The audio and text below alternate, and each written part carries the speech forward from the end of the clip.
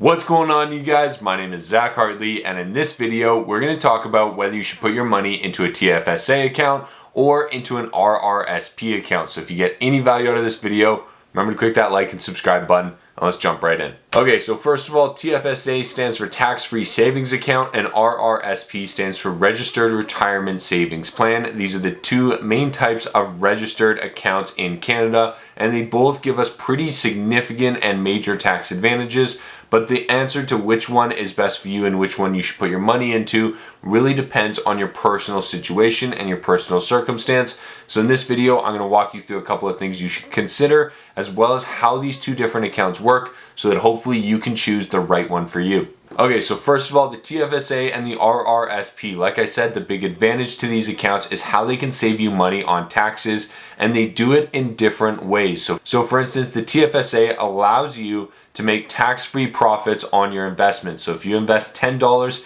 and it turns into $100, you will not have to pay capital gains tax if that investment is in a TFSA. If it was held in a regular margin trading account or any type of other investment account, you would have to pay capital gains tax on it. So by investing through your TFSA, you never have to pay capital gains tax, and you can basically make all of these investments completely tax-free, which is really, really nice. So if you make an investment in a really exciting growth stock, it goes from $10 to $1,000 per share, you're not gonna have to pay any tax on that investment. Now, the RRSP is a little bit different, and the tax advantage comes on the taxes that you're gonna have to pay that year. So for instance, any money that you put into the RRSP is tax deductible. So if you make $100,000 per year and you put $10,000 into your RRSP, it is going to reduce your taxable income by that $10,000, and you're only going to have to pay tax on $90,000. Now, if you're in that kind of middle or lower sort of tax bracket area,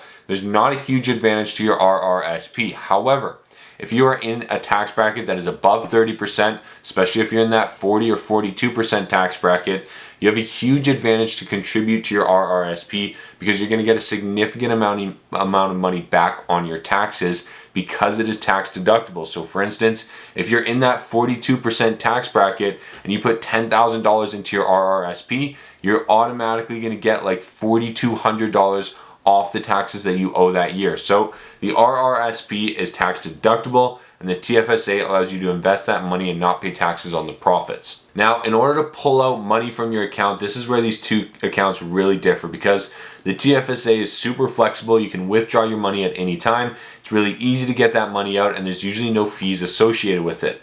The RRSP is a little bit different. You will be taxed on the withdrawals if you pull it out early. However, there are a couple of different ways that you can get money out without paying tax.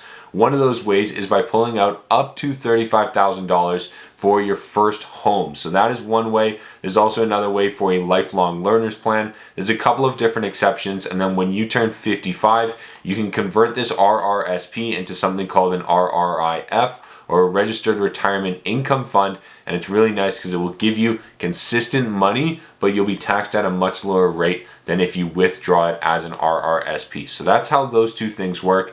And then with regards to contributions, they're also very different. So your TFSA basically has a limit to, and each year they allow you to increase that limit by a certain amount, and your TFSA starts as soon as you turn 18. Now in 2022, they increased the limit by $6,000. So for somebody like myself, that is 27 years old, I think my limit's around $60,000 or $65,000 of total money that I can put into my TFSA.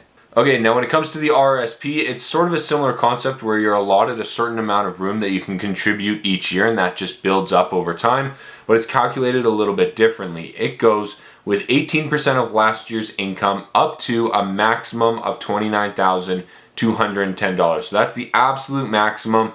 Or if you only make $100,000 last year, you can only contribute $18,000 of that to your RRSP. But like I said, with both of these, it adds up each year. So if you don't contribute one year, you get that room next year, which is really, really nice. Now, this is something that's kind of unique and not many people know about this. And in the TFSA, you cannot contribute to your spouse's TFSA, but in the RRSP, you can contribute to their TFSA. You can reduce the taxes and you can put some money away for retirement for your spouse. So that is kind of nice. Definitely something to know about. Now, scenario 1 here, what the goal of this video is to help you decide, should you put your savings into a TFSA or into an RRSP? So hopefully that information helped you decide, but if not, let's just walk through a quick scenario here. So let's say that you make a moderate to high income and you plan to buy a property in the next few years. Well, in this scenario, you are probably in a higher tax bracket and you're planning to buy a property. You should definitely put your money into an RRSP before you put it into a TFSA,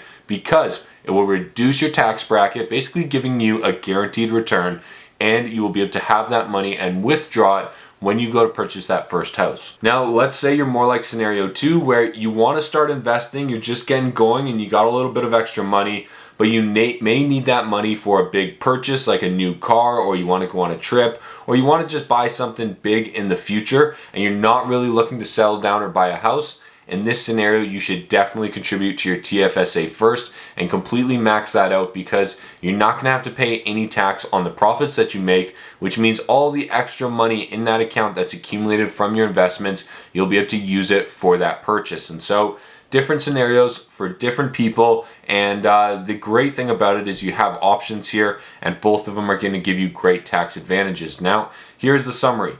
In my opinion, if you can max out both of these accounts each year, that is the best case scenario. That is personally what I do, is I make sure to fill out my TFSA, I contribute 100% to my RRSP, I try to reduce my taxes, and I try to basically save as much money as possible. Now, the TFSA is definitely a more flexible account. You have more control over withdrawing and how you can manage that account and what you can do with it. But the RRSP can really help you out if you're in a higher tax bracket. It can help you reduce that taxable income so that you keep more money for yourself. Now, the big thing to note here, and the important thing, and where I see people really mess this up, is they don't realize that both of these accounts are investing accounts. So you should not be storing large amounts of cash in these accounts unless you're extremely concerned about the markets, but all other times this money needs to be invested, otherwise you're just losing it to inflation. So you need to make sure that you're keeping that in mind. You need to stay on top of this. You need to take advantage of this, because these are great ways to save a lot of money on tax. Now, if you're interested in what you should be investing in, definitely check out my course down below. It is called Stock Market Fundamentals, and it is completely free. You get either a 2-week or 1-month free trial when you sign up with the link down below, and there's only 10 hours of content in there, so you can easily take the entire course and cancel the subscription. It won't cost you a single thing. There's over 11,000 students, there's 380 reviews in the course, and there's 1.6 million minutes of watch time. So I promise you, it'll be well worth your time, well worth your effort, and it'll be the best free resource that you can find online. It is hosted on Skillshare, and the link is in the description down below. So if you get any value out of this video, please remember to click that like and subscribe button, and I'll see you in the next one. Good luck trading, good luck investing, and we'll talk to you soon.